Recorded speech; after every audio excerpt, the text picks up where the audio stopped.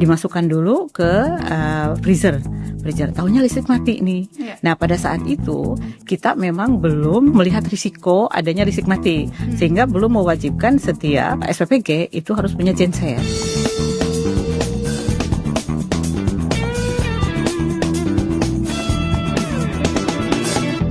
Kita ngomongin program makan bergizi gratis ini memang terus menjadi sorotan karena skalanya cukup besar, memberikan makanan untuk jutaan anak di Indonesia. Jadi banyak yang penasaran bagaimana di dapurnya, bagaimana mereka menjaga gizinya, prosesnya, supaya makanan ini tetap aman untuk dikonsumsi oleh anak-anak Indonesia.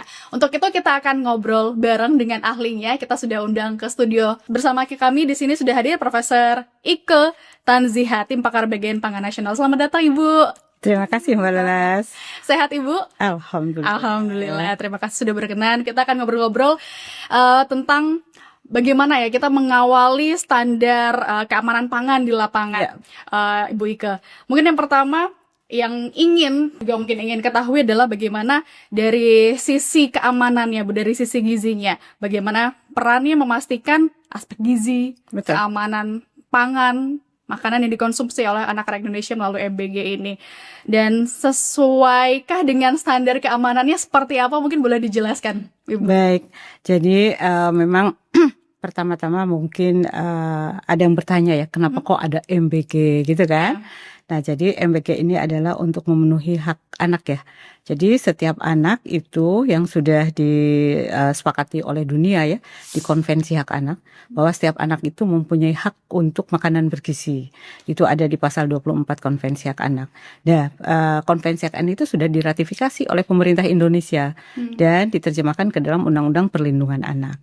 Agar kita dapat mengimplementasikan tujuan yang mulia ya dari pemerintah kita sekarang ini, maka kita juga sudah melakukan preventif ya, karena kita juga sudah memikirkan risiko-risiko yang akan terjadi, gitu ya, dalam pengelolaan makanan bergizi gratis itu.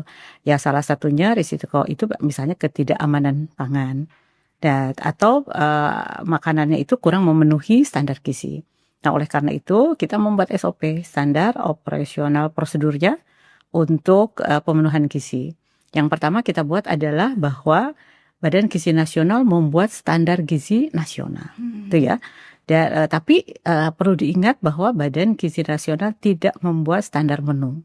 Ya, kenapa? Karena menu itu harus disesuaikan dengan ekologi setempat. Jadi jangan sampai nih makanan di Jawa sama dengan makanan di Papua.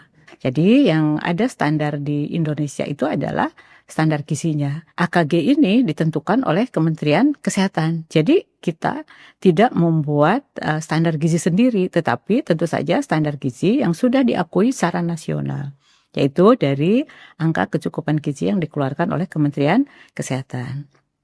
Nah, untuk sarapan itu 20-25%, sedangkan untuk makan siang itu 30-35%.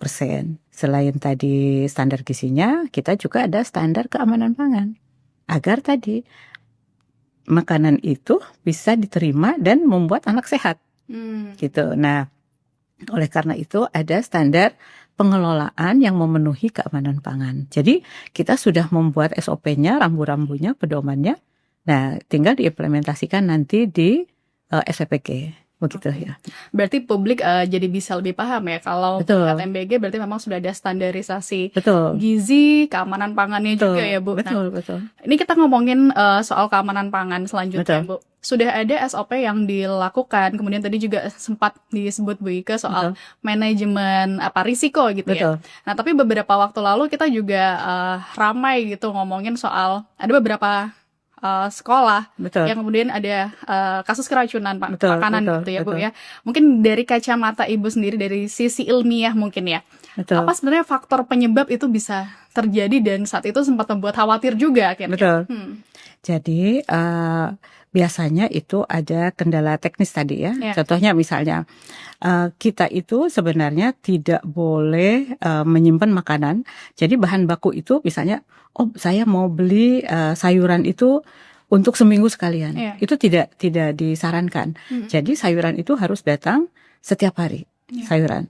Kemudian juga kita tidak tidak boleh juga membeli ayam itu ya, ayam mentah itu misalnya bahan baku itu juga untuk seminggu, tidak. Jadi kita itu malam ini mau masak, datangnya malam itu juga. Nah gitu ya. Nah sehingga itu untuk mengurangi, meminimalkan risiko terjadinya kontaminasi atau apa namanya itu, pembusukan begitu kan selama penyimpanan. Nah tetapi sudah dipersiapkan semua, itu kadang-kadang listrik mati misalnya gitu. Nah jadi ayam udah dimasukin nih, ayam datang jam 2, dimasukkan dulu ke freezer, tahunya listrik mati nih. Nah pada saat itu kita memang belum melihat risiko adanya listrik mati, sehingga belum mewajibkan setiap setiap SPPG itu harus punya genset waktu awal-awal itu, gitu ya. Nah oleh karena itu, melihat hal itu diwajibkan sekarang setiap SPPG itu harus punya genset. Jadi tadi untuk menghindari risiko ketika listrik mati. Jadi kita sekarang risiko-risiko itu sudah kita lihat. Jadi kita sambil belajar begitu ya, sambil kita juga terus memperbaiki bagaimana SPPG ini bisa memberikan atau melayani anak-anak ini dengan kualitas yang sangat baik. Itu.